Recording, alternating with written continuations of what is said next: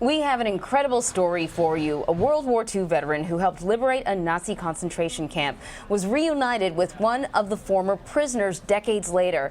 Sid Shafner, here in the red shirt right there, was in his early 20s when he and his unit crossed into a German concentration camp in 1945, and he helped free thousands of prisoners. The veteran is traveling through Israel and Poland for a mission called From Holocaust to Independence. It reconnects survivors and U.S. veterans. I want to thank you with my heart to see you one time more.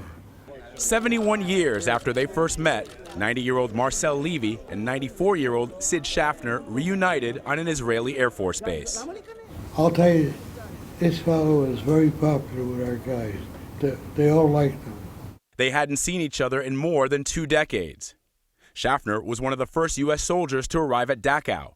He and his unit helped liberate some 30,000 prisoners from the Nazi concentration camp. Levy had escaped and lost his entire family. But while running through the woods, he found Shafner and his unit and brought them to the death camp.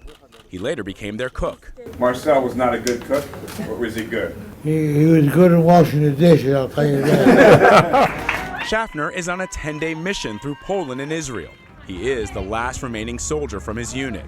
Before leaving, he spoke with our Denver station about the bittersweet journey. What my regret is that I shouldn't be the only one celebrating and taking the trip. These fellows should be with me, but they're not. On Sunday, Shafner joined other veterans who freed prisoners through the camps. They traced the steps of those prisoners through the gates of Auschwitz with Holocaust survivors.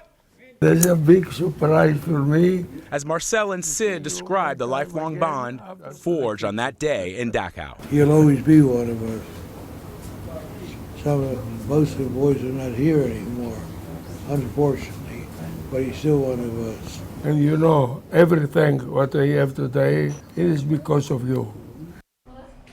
Sid returns to the U.S. Friday, but says he will stay in touch with Marcel through email until they can meet again. Very touching, and these sort of reunions are going to be fewer and fewer now. You know, we really have to hang on to these stories. Yeah, it's a beautiful story, and it's so great that they were able to reconnect when you see him say that he's the reason that he's still here. He has a family.